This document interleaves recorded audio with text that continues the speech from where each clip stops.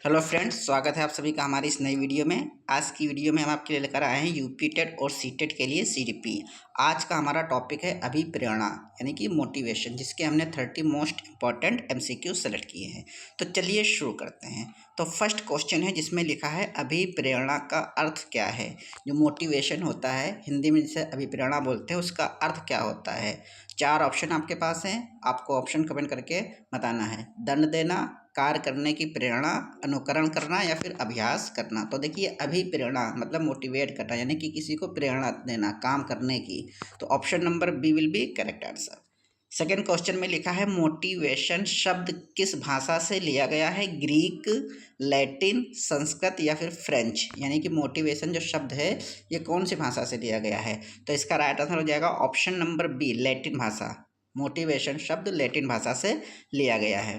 Third question में लिखा है मूवीर शब्द का क्या अर्थ है। सीखना, चलाना या गति देना, दंड देना या फिर अनुकरण करना। तो इसका राइट आंसर हो जाएगा चलाना या गति देना। 4 नंबर क्वेश्चन में लिखा है अभिप्रेरणा किसे प्रभावित करती है। अधिगम को, व्यवहार को, कार्य क्षमता या फिर उपर्युक्त सभी। तो अभिप्रेरणा किसे प्रभावित करती है। अधिगम यानी कि किसी चीज़ को सीखना, व्यवहार को भी करती है और जो कार्य क्षमता होती है उसे भी प्रभावित करती है, यानी कि सभी चीज़ों को। तो उपर्युक्त सभी आंसर इसका हो जाएगा option number D. Next question में लिखा है अभिप्रेरणा का संबंध किससे है। आवश्यकता, इच्छा, लक्ष्य या फिर उपर्युक्त सभी। तो अभिप्रेरणा का संबंध किससे होता है। उपर्युक्त सभी, क्योंकि आवश्यकता से भी होता है, इच्छा होती है तो उससे भी होता है, लक्ष्य से भी होता है। तो option number D will be correct answer. 6 number question में लिखा है अभिप्रेरणा कितने प्रकार की होती है। 1, 2, 3 या फिर 4। यहाँ पर अभिप्रेरणा के प्रकार पूछा है। तो अभिप्रेरणा कितने प्रकार की होती है। 2 प्रकार की, option number B. 7 number question में लिखा है आंतरिक अभिप्रेरणा का उदाहरण कौन सा है। आंतरिक का मतलब होता है ना अंदर से प्रेरणा निकलती है, इंसान के अंदर से। पुरस्कार पाने के लिए पढ़ना, अंक प्राप्त करने के लिए पढ़ना, ज्ञान प्राप्ति के लिए पढ़ना या फिर दंड से बचने के लिए पढ़ना। तो इसका राइट आंसर हो जाएगा ज्ञान प्राप्ति के लिए पढ़ना। ये आंतरिक अभिप्रेरणा होती है कि जब इंसान ज्ञान प्राप्ति के लिए सोचता है तो वो अंदर से आती है। पुरस्कार पाने के लिए होगा जैसे, तो वो बाहरी हो गई। बाहर जब इंसान को किसी को पुरस्कार दिखाया जाएगा तो समझो बाहरी प्रेरणा हो गई। लेकिन जो ज्ञान प्राप्ति की होती है वो अंदर से होती है। 8 नंबर क्वेश्चन में लिखा है बाह्य अभिप्रेरणा का उदाहरण कौन सा है। अब यहाँ पर बाह्य पूछा है आत्मसंतोष, रुचि, पुरस्कार, जिज्ञासा। तो यहाँ पर देखिए आत्मसंतोष, रुचि या फिर जिज्ञासा ये आत्म वाली होती है अंदर से, लेकिन पुरस्कार प्राप्त करना बाहर से अभिप्रेरणा मिलती है। तो ऑप्शन नंबर सी हो जाएगा करेक्ट आंसर।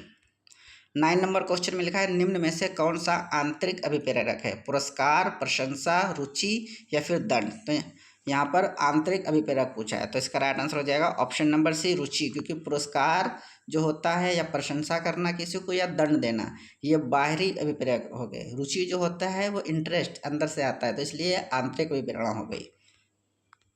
10 नंबर क्वेश्चन में लिखा है अभिप्रेरणा अधिगम को कैसे प्रभावित करती है। सीखने की गति बढ़ाती है, सीखने की गति घटाती है, कोई प्रभाव नहीं या स्मृति समाप्त करती है। तो अभिप्रेरणा अधिगम को प्रभावित कैसे करती है। तो ऑप्शन नंबर ए, सीखने की गति बढ़ाती है। 11 नंबर क्वेश्चन में लिखा है नीड हेराशी थ्योरी किसने दी। स्किनर, मास्लो, पियाजे या फिर बंडूरा ने। तो इसका राइट आंसर हो जाएगा ऑप्शन नंबर बी, मास्लो। इस थ्योरी को नीड हेराशी थ्योरी किसने दिया था, मास्लो ने।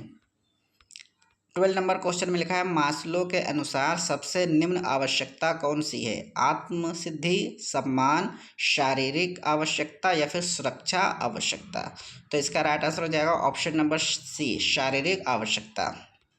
13 नंबर क्वेश्चन में लिखा है मास्लो ने आवश्यकताओं के कितने स्तर बताए हैं। 3, 4, 5 या फिर 8। आवश्यकताओं के कितने स्तर मास्लो ने बताए हैं। तो इसका राइट आंसर हो जाएगा ऑप्शन नंबर सी, 5। कितने स्तर बताए हैं, 5। 14 नंबर क्वेश्चन में लिखा है आत्मसिद्धि आवश्यकता किस स्तर पर होती है। प्रथम, द्वितीय, अंतिम या फिर तृतीय। तो इसका राइट आंसर हो जाएगा ऑप्शन नंबर सी, अंतिम। आत्मसिद्धि आवश्यकता अंतिम स्तर पर होती है। अभिप्रेरणा का शिक्षा में क्या महत्व है। सीखने में रुचि उत्पन्न कराना, दंड देना, अनुकरण कराना या फिर भूल बढ़ाना। तो अभिप्रेरणा शिक्षा में क्या महत्व होती है। सीखने में रुचि उत्पन्न करता है। जब किसी बच्चे को अभिप्रेरणा मिलती है, मोटिवेशन मिलती है, तो उसकी रुचि बढ़ जाती है। तो सीखने में रुचि उत्पन्न करना, option number A.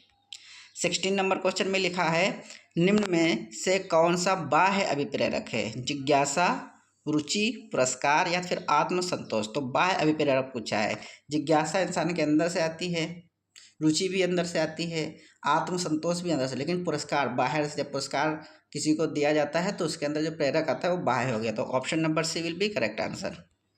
17 number question में लिखा है अभिप्रेरणा का मुख्य कार्य क्या है? व्यवहार को दिशा देना, दंड देना, भूल बढ़ाना या फिर अनुकरण रोकना। तो अभिप्रेरणा का प्रमुख कार्य क्या होता है? व्यवहार को दिशा देना, option number A. 18 number question में लिखा है कक्षा शिक्षण में शिक्षक छात्रों को प्रेरित कैसे कर सकता है? दंड देकर, रुचिकर शिक्षण द्वारा, उपेक्षा करके या फिर डराकर।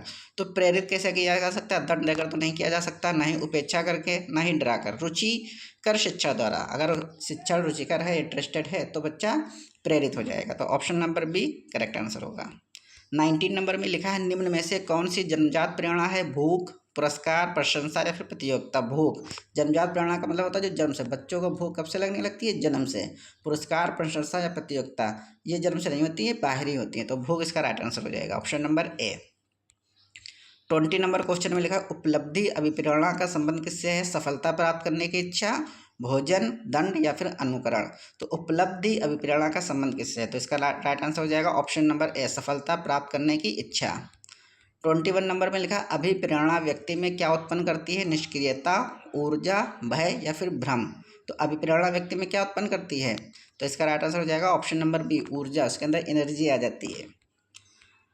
22 में लिखा है यूपी रेटिंग में अभिप्रेरणा से सबसे अधिक क्या पूछा जाता है? प्रकार, सिद्धांत, मास्लो या फिर उपर्युक्त सभी। ये आपको ध्यान रखना है क्या पूछा जाता है और उसी पे आपको तैयारी करना है। तो इसका राइट आंसर हो जाएगा ऑप्शन नंबर डी, उपर्युक्त सभी, क्योंकि यहाँ पर प्रकार भी पूछे जाते हैं, उसके सिद्धांत भी पूछे जाते हैं और मास्लो ने जो सिद्धांत दिया था वो भी पूछा जाता है। तो ऑप्शन नंबर डी हो जाएगा। 23 में लिखा है सीखने के लिए कौन सी अभिप्रेरणा सबसे श्रेष्ठ मानी जाती है? बाह्य, आंतरिक, नकारात्मक या दंडात्मक। तो सबसे श्रेष्ठ जो होती है वो आंतरिक होती है। बच्चों के अंदर जब आंतरिक अभिप्रेरणा होगी वो सबसे बेहतर होती है। तो option number B correct answer हो जाएगा। 24 में लिखा है सकारात्मक अभिप्रेरणा का उदाहरण कौन सा है? पुरस्कार, दंड, डर या फिर धमकी। तो सकारात्मक अभिप्रेरणा का उदाहरण पूछ रहा है, तो इसका राइट आंसर हो जाएगा ऑप्शन नंबर ए, पुरस्कार। 25 नंबर में लिखा है नकारात्मक अभिप्रेरणा का उदाहरण कौन सा है? प्रशंसा, दंड का भय, रुचि या फिर जिज्ञासा। तो नकारात्मक अभिप्रेरणा का उदाहरण पूछ रहा है, तो इसका राइट आंसर हो जाएगा दंड का भय, क्योंकि ये नकारात्मक होता है। बाकी रुचि, जिज्ञासा या प्रशंसा ये कैसी है? सकारात्मक, यानी कि पॉजिटिव। 26 में लिखा है अभिप्रेरणा और अधिगम का संबंध कैसा है? प्रत्यक्ष, अप्रत्यक्ष, कोई संबंध नहीं या फिर नकारात्मक। तो अभिप्रेरणा और अधिगम का संबंध कैसा होता है? इसका राइट आंसर हो जाएगा प्रत्यक्ष, यानी कि डायरेक्ट फर्क पड़ता है। अगर अभिप्रेरणा बच्चों में है तो अधिगम पे उनके प्रभाव पड़ता है, तो प्रत्यक्ष हो जाएगा। 27 में लिखा है ड्राइव रिडक्शन थ्योरी किससे संबंधित है? हल, फ्रायड, मास्लो या फिर स्किनर। तो इसका राइट आंसर हो जाएगा ऑप्शन नंबर ए, हल। 28 में लिखा है प्रेरित छात्र की पहचान क्या है? निष्क्रियता, सीखने में रुचि, भय या फिर भ्रम। तो प्रेरित छात्र अगर है तो निष्क्रियता तो नहीं होगी, भय और भ्रम भी नहीं होगा, तो सीखने में रुचि। अगर बच्चा प्रेरित है तो उसकी सीखने में रुचि क्या होगी? बढ़ जाएगी। तो option number B will be correct answer. 29 में लिखा शिक्षक को छात्रों में कैसी अभिप्रेरणा विकसित करनी चाहिए? बाह्य, आंतरिक, नकारात्मक या फिर दंडात्मक। तो शिक्षक में छात्रों को कैसे अभिप्रेरणा विकसित करनी चाहिए? इसका राइट आंसर हो जाएगा आंतरिक, बच्चों के अंदर से होती है। तो स्टूडेंट इसके बाद यहाँ पर क्वेश्चन आया है लास्ट 30 नंबर, लिखा है अभिप्रेरणा का सबसे महत्वपूर्ण तत्व क्या है? लक्ष्य, दंड, अनुकरण या फिर भय। तो इसका राइट आंसर हो जाएगा ऑप्शन नंबर ए, लक्ष्य। अभिप्रेरणा का सबसे महत्वपूर्ण तत्व क्या होता है? लक्ष्य होता है। तो इस तरीके से यहाँ पर हमने 30 क्वेश्चन कंप्लीट कर लिए हैं। अगर वीडियो आपको अच्छी लगी तो लाइक कर दीजिएगा और चैनल को सब्सक्राइब कर दीजिएगा। थैंक